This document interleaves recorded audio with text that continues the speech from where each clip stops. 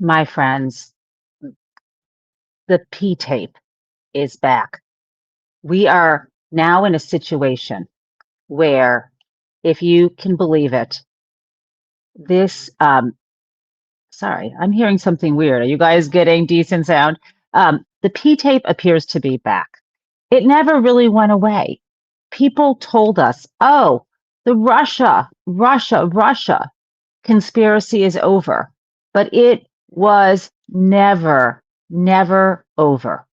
The Mueller report, both volumes one and volume one and volume two, gave us a blueprint, gave us the facts to show that Donald Trump definitely conspired to to interfere in the Mueller investigation into the Russian interference in the 2016 election, as well as any question of a conspiracy with the Trump campaign. What the Mueller reports found out with certainty is that the Russians interfered in the 2016 campaign to help Donald Trump win. What Mueller said he did not have sufficient evidence to prove is that there was an actual agreement with the Trump campaign or Donald Trump Jr. for Russia to engage in that interference. So that is what is the problem that we are facing. It's that people ignore what the report says. Okay, but but one thing that was never shown by Mueller or never fully substantiated is that an actual tape existed or that Donald Trump engaged in what was known as an act involving, it's early in the morning for me, but let's just say golden showers with some Russian sex workers. And we don't have any evidence the tape exists or that other than rumors or in the, in the reports put forward, the Steele dossier, that this may have happened. But nevertheless, we have heard reporting that Trump was with his pal, his bodyguard, Keith Schiller, and he did stay at the particular hotel in question. But remember, the rumor has not died. And I don't usually come on a show talking about rumors, but this is some news now. So let me share this with you. Here was, and I'm letting you look at this whole article yourself from yesterday, a headline in a newspaper called the Kyiv Post.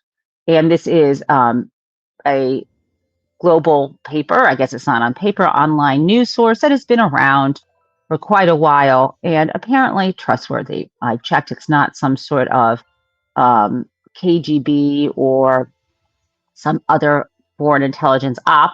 It is from Kyiv, which is in Ukraine. And let me read you this article is by Stash Luksvitkiv. And the headline is Kremlin and Kazakhstan both have compromise on Trump, says ex-KGB spy chief. I'm just having a drink of this delicious sparkling water that happens to be pink.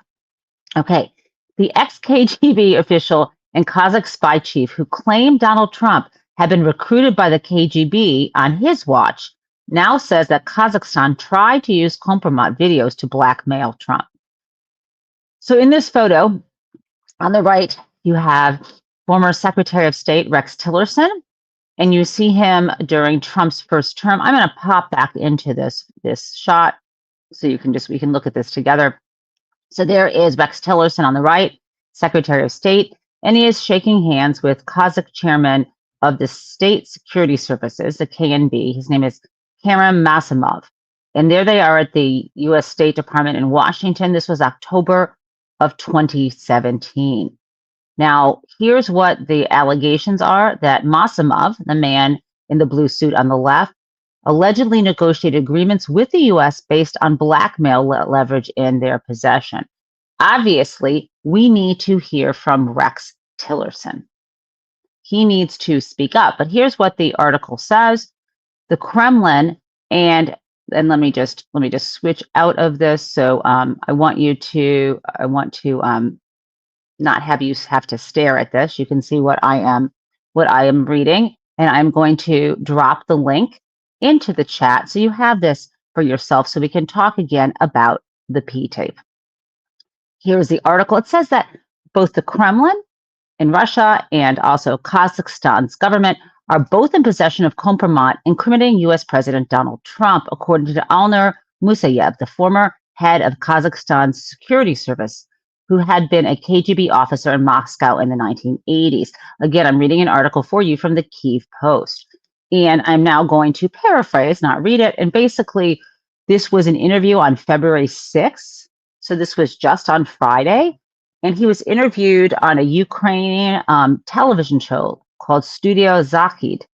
And this former KGB agent, who then later became head of the Kazakhstan Security Service, said that, and this is, I'm going to quote the article, that he reiterated a claim that he has expressed publicly for years, namely that there is a Kremlin file with a compromising video material from Trump's stay at Moscow's Ritz-Carlton Hotel in 2013. And remember, you guys, Trump had gone to Moscow in connection with this Miss Universe pageant that he was running. And you might say, well, why was this guy, this former KGB head, who then became head of this former KGB officer in the 80s, later became a head of Kazakhstan Security Service. Like, why is Masayev talking about this now? And here's the deal. He has some more details here. So what he said, like, obviously, we've heard about this alleged P tape, but what we have not heard yet is that Kazakhstan, the nation of Kazakhstan, also had that same compromise.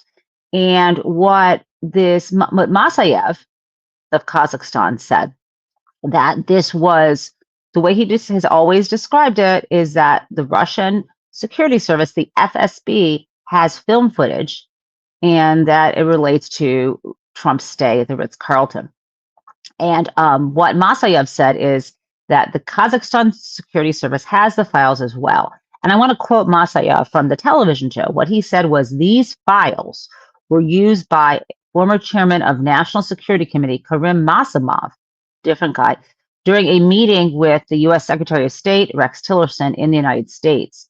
And the meeting took place in October of 2017. Now, what we're wondering, though, of course, is how in the world did they get a hold of this, right? And here's a little more details, right? Masayev, who was just interviewed on Friday about this P tape, said that, and I'm quoting him, the event that Trump held in Moscow, the Miss Universe pageant, apparently with the participation of Aras Agalarov, this was this Russian oligarch from Azerbaijan. So this took place in Crocus City, which is an area that was owned and belonged to Agalarov, and the Ritz Hotel. And that Ritz Hotel that Trump stayed in 2013 was at that time, you guys, and is still today, owned by a guy named Bulat Temuratov. And that name does not slip off the tongue, or probably is on your mind. But let me just say, the Ritz-Carlton Hotel Trump stayed in 2013 was at the time and is still owned by, get this, an oligarch from Kazakhstan. Some rich dude, some billionaire from, I don't know if he's a billionaire. I don't actually know how much money he has. I have not counted it, but he is an oligarch with a ton of rubles. And he is from Kazakhstan. And he is very close friends with the president of Kazakhstan. Okay, so let's just spell this out.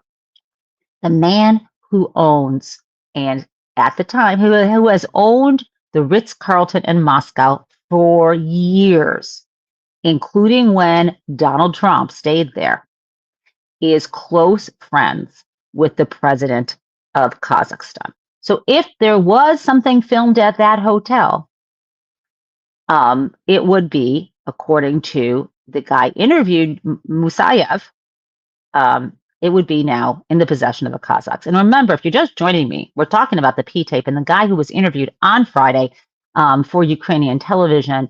There's an article that I'm talking about from the Kyiv Post that I have put in the comments. So let's talk a little bit more about what Musayev said. He claims, and I'm quoting Musayev, quote, Russian special services used camera surveillance in the rooms. In addition to the Russians, it got through to the National Security Committee of Kazakhstan via Bulat Temirtov. Again, that is the owner of the hotel. So going back to 2017, this is how Kazakhstan tried to use the video footage, whatever it was in it, that they tried to use it as leverage to try to improve the relationships between the United States and Kazakhstan. The problem, you guys, this is crazy, is that in that photo that I was showing you, and I want to share it with you right now again, let's just bring this up. Here is Rex Tillerson, right? And here is this guy who came in. This is a security service guy from Kazakhstan. This is Masamov, right? Okay, so just to be clear, that is him meeting in 2017. But what we found out is that it did not go well at all. And Masayev on Friday talked about the security guy meeting with Tillerson. And the problem was that this is what Masayev said, that if you might remember that in 2022, there was this revolt of the people in Kazakhstan, and Russia sent in its forces to crack down. And at the end of the day, Masamov, the guy you saw in the photo, the head of the security services, was blamed for this. And again, this other guy, different name, Masayev, who was on television on Friday talking about the compromising video that the Kazakhs had, he said that he thinks that Putin influenced the situation and that Putin was really angry because he considered that video on any of the whatever was in it to be the Kremlin's possession, and he was furious that Kazakhstan was using it. So this is the story. Again, it's sort of, there's some new pieces here, but I think what we really need to know is some journalists need to go ask Rex Tillerson what is up with this. Now, I think it's a little more complicated than I'm describing it because I'm not sure if there are national security secrets associated with this, but at least they need to ask. And at least the Democrats in the House can hold some shadow hearings. I know the Republicans controlled committees and they get to call the official hearings, but we saw last week that you actually can have a hearing, a non-official hearing. You can have a public event. You can call it a shadow hearing if you're Democrat leadership, and the press will come. We saw that with Martinez. So guys, I want to know more. I do believe that Donald Trump is Putin's puppet, period. And I have thought that since 2016. He's the puppet. Now, let us move on to some fun and positive news. Can we talk about the Super Bowl halftime show? Here is a gorgeous photo. These are, you want them to be your besties. On the left, we have Ricky Martin. Then we have Bad Bunny, whose real name is Benito. I guess, what is his full name? I don't want to call him Benito Mussolini because that's a different Benito. This is Benito Antonio Martinez Ocasio. And he also is known as Bad Bunny. And then, of course, there is Lady Gaga. And I know Lady Gaga has a real name, and I'm pretty sure it's Stephanie something. Oh, Stephanie Joanne Angelina Germanata. These are beautiful long names for showbiz. Things like Bad Bunny and Lady Gaga work better. The show was phenomenal. And I think I don't speak Spanish well enough to understand, especially the specific, very fast talking kind of lyrics of this. So I'm going to go back and try to get all of them. But some of the stuff was racy. A lot of it was very pro Puerto Rican independence. And all of it was very much about how he ended this, how Bad Bunny did that. Together we are America. That's on the football. He's holding the football. And by that, he means all Americans. Here we are on this continent together. And that love is stronger than hate. And I got to tell you, that is a message I think we all need. And I know the whiner in chief, the racist in chief, the demented US president who is being propped up by the kleptocratic billionaires and the Republican Party who carries their water, is still in office and still such a weak person that he can't stand someone else being the center of attention. And he somehow tweeted out that both he did not understand the lyrics and that it was offensive. So, pick your lane, maybe. Now, some other good news. There was another special election and the Republicans were blown out of the water. There was a special election primary. And so this isn't the general itself, but this is a special election primary. And just so you know, even though it's a primary, it is a kind of like a non-partisan primary. I think they call these in California jungle primaries, where everybody gets to participate. And it turns out that a woman named Chastity Martinez beat a man named Brad Daigle, 62% of the vote. And you might say that seems like a lot, but it's even more than that this Louisiana special election, you see this number, you need, I think, to know, so what? Is this a Democratic district? How did it go when Trump won last time in 2024? Well, let's put it this way. Martinez got 62% of the vote. You see this. And her opponent, Daigle, got 38%. So what is the actual deal? Well, Donald Trump won that district by 13 points. 13 points.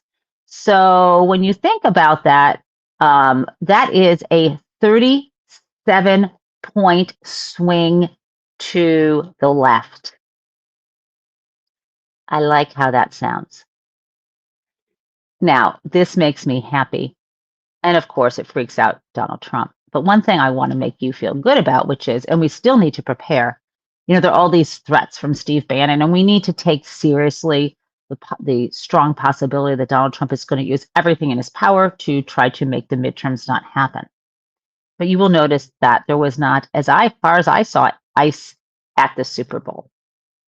Doesn't mean they're not going to try to pull stuff off in November, but this is all the more reason we cannot give them a penny of funding, and that we need to pull back the billions, the $75 billion that they have already gotten. I know it seems easier said than done, but the Democrats sure as hell need to use all the power that they have at this moment. Now, got a few more things. And as you can see, folks, I am still on the West Coast, and it is very early in the morning for me. And I am, again, grateful for all of the folks who get up this early to watch the show or even watch it later. Now, let us go.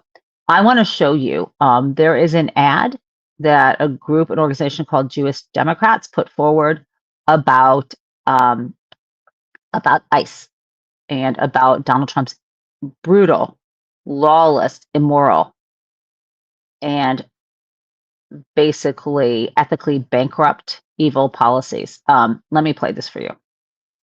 Executing and terrorizing American citizens, detaining and tear gassing children, creating chaos. Are we really going to be the Gestapo? Where's your papers? Is that what we've come to? Things are out of control when the government kills Americans and lies about the victims to cover up the crime. It's not law and order, and it's not leadership. Those responsible must be fired. President Trump, stop the abuse. Investigate the killings. It's gone too far. And I would say investigate and prosecute in those instances where people who shot those guns we've got a series of people from Martinez to Renee Nicole Good to Alex Preddy and everyone in between. Investigate, prosecute where the evidence is, and let this cruel regime be brought to its knees. Now, speaking of ICE, I'm not sure if you did watch the halftime show, if you noticed this incredible moment when Bad Bunny ends up handing to a little boy his Grammy. And it was an incredible moment. And there is a debate because that little boy looked a lot like Liam Ramos. Now, it was not Liam Ramos, but the symbolism was there. It was a little boy who looked like he was around 5 years old. And on the field, the boy was watching a little TV. And the camera can zoom into this. Obviously, you're in the stadium, you're going to have to be looking at on the screens. But the little boy's sitting down or standing there in front of a television set. And on the television set, you see Benito, you see Bad Bunny winning his Grammy. And then Bad Bunny comes into the actual part of the field where this, on the stage at the Super Bowl space, and walks up to the little boy and literally hands him the Grammy. And I had not thought it was Liam Ramos. I only saw the fact that might have symbolized that later. But for me, what it said is representation matters. This is a young Hispanic boy who sees someone else winning this award. And that brings me back to let's talk about these icons, right? And Ricky Martin.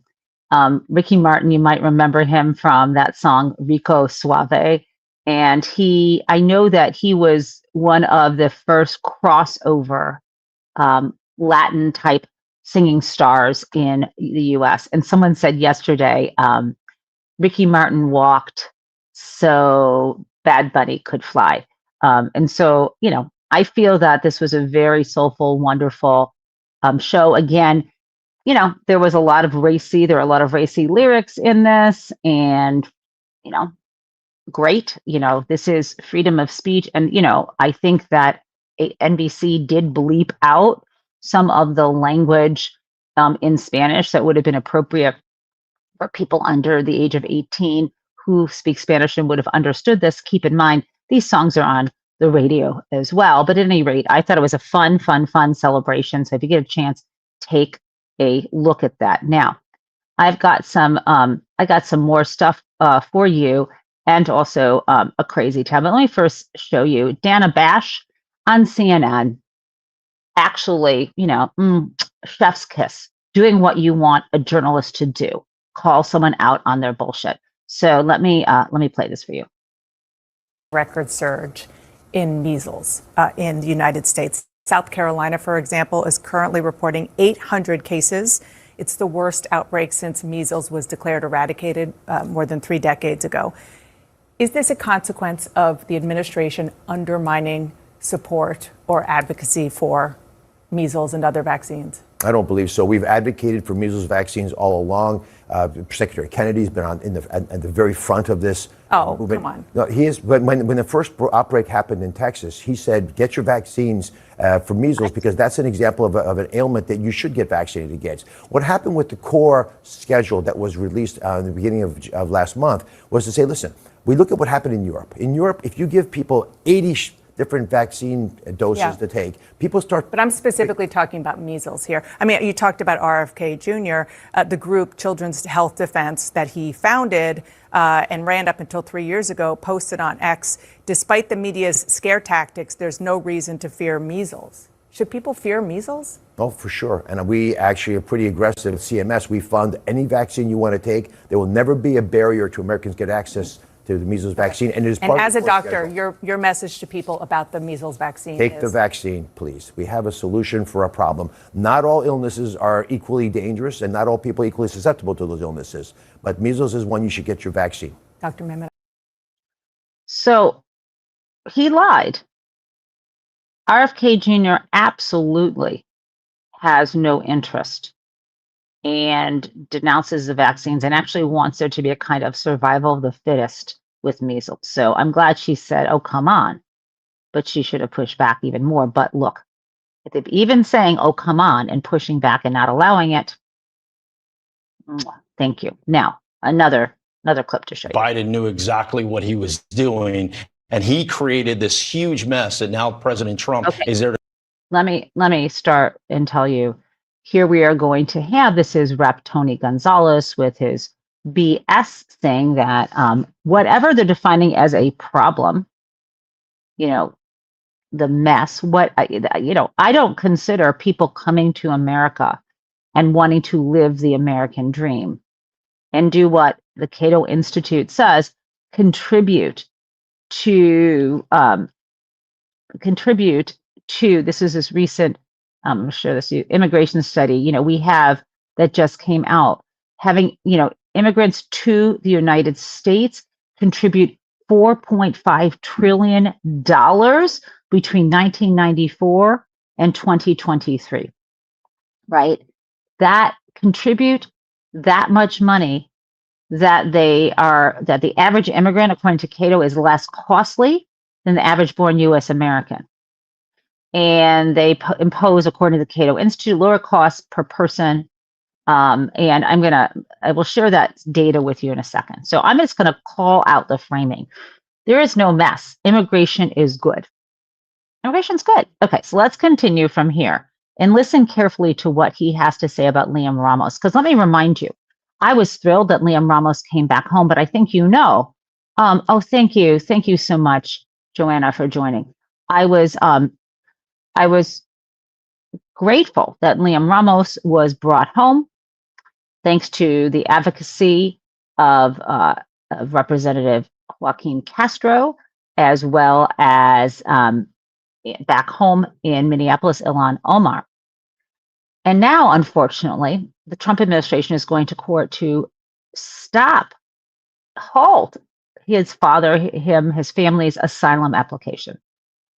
And let's listen to the justification here that Tony Gonzalez tries to offer. It's outrageous. Let's play that. Clean up. And but he came in the front door. He wasn't sneaking across the border. Through an app that wasn't vetted. And the bottom line is that they're not going to qualify for asylum. So what do you do with all the people that go through the process and do not qualify for asylum? You deport them. I understand the 5-year-old, and it breaks my heart. I have a 5-year-old at home. I also think, what about that 5-year-old U.S. citizen? You feel comfortable defending that? What about that 5-year-old U.S. citizen in the classroom with him? He's saying it's unfair. You think a 5-year-old U.S. citizen in his class is going to go, oh, I don't want my friend Liam in the classroom, the kid with the cute bunny hat, because he's taking the resources that I deserve? How is that? What is he taking? We just saw that immigrants contribute more to the economy than maybe that average 5-year-old American guy. Jobs, now housing will cost more. You really effing think that a 5-year-old's thinking that? You got to keep watching this. I feel comfortable. We have to have a nation of laws. If we don't have a nation of laws. They were following. As she said, they were following the laws. A nation of laws? Are you fucking kidding me? Your president, dude, pardoned 1,500 violent insurrectionists who are trying to overturn an election. Your president was convicted on 34 felony counts. I mean, do I need to point out all of the pardons for white collar criminals? Okay, Let's keep playing. The law. I'd also say this. That's the rub. It's that a new administration deemed the last administration's regulation not to be legal. We can be compassionate, and we can also enforce our laws. And I think that's the secret sauce that the administration and Congress must do. Let's enforce our laws, but let's do it in a humane way. We have so many laws on the books that don't get enforced. Every law enforcement agency has to make decisions about who to prosecute and who not. And speaking of really enforcing our laws, where are the declination decisions about the people that Ghislaine Maxwell mentioned the government decided not to charge in connection with Jeff Epstein? We are not, when you say things like we are a nation of laws, not of men, it sounds really hollow when your leader, this dude, wants to be a king, when he literally holds himself above the law, when he says his only limits are what his own morality says. Come on, man. Okay, guys. So I want to now, I'm going to play you a little Crazy Town, and then I've got to go and get my day started. I've got to go do an academic talk type thing. So let's go. And I want to thank, as always, our amazing mods, AJ, Deb, and Jason.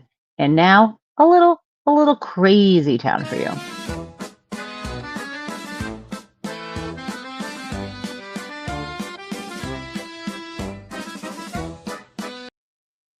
Okay.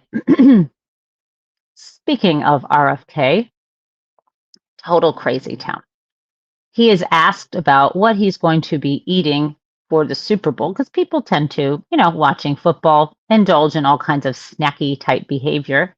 And maybe the thought was the head of Health and Human Services would have a few ideas of what to have. And for me, I don't know, not something that people ask my opinion about, but if you did, I don't know. I would say eat what you want. But if you want to know the things that are always good to have, would be green leafy vegetables. I can't imagine people having a tossed salad at the Super Bowl. But maybe if you're having, I don't know, wings, maybe make sure that there are some carrots and celery sticks to dip in the blue cheese dressing. Some people may not even eat meat, and maybe they need some healthy protein, other options, right? I would say proportion, sizes matter, but ultimately, this is your life. Make your choices, especially on the Super Bowl day. But everybody knows that they can consult an actual nutritionist to know, what is right for their body, whether that be the Mediterranean diet, whether they're vegan, whether they want to be more keto. I don't know you. And so that would be my first suggestion. Have fun. I'm not a doctor, is what I would say if I was him. But he was asked what he was going to eat. And boy, is this guy, we'll talk on the other side, how relatable he is. Let's go. Sunday, today, is a snacking holiday in the U.S. You are as the CEO of Maha, what would you have as a Maha, make America healthy again? Okay, let's listen. This is Ducey on Fox News. Snack? I am on a carnivore diet, so I just eat meat and ferments, and I'm very happy with. He said, I am on a carnivore diet and I only eat meat and ferments. Until yesterday, when I saw this, I had never heard the noun ferments. I think what that means is food that has been fermented. I don't know everything that falls into the ferment category. But let's listen, because he's going to explain what he was going to have. Sorry. Holiday in the U.S. You are as the CEO of Maha. What would you have as a Super Bowl snack? I am on a carnivore diet, so I just eat meat and ferments, and I'm very happy with that. So I'm going to probably have yogurt and, people can eat what they want. You can even eat buffalo wings, but you should check the ingredient. If there's a lot of seed oils, if there's corn syrup in it, if there's artificial flavors, you probably shouldn't be doing it. If there's artificial flavors, you shouldn't probably be doing it. Almost all dressings and things have artificial flavors, but meat and ferments. Okay, relatable. So if you just eat meat and ferments, you get to look like him. So folks, make your choices. I will see you. I will see you tomorrow morning. Once again, on very early on the West Coast. Have a great Monday, the best Monday that you can.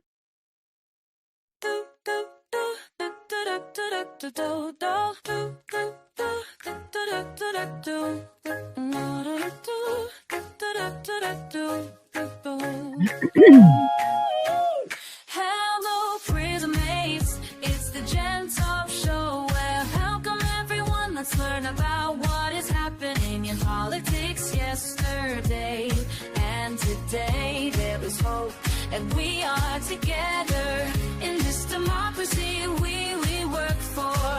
And again, welcome to the Gen Taub show.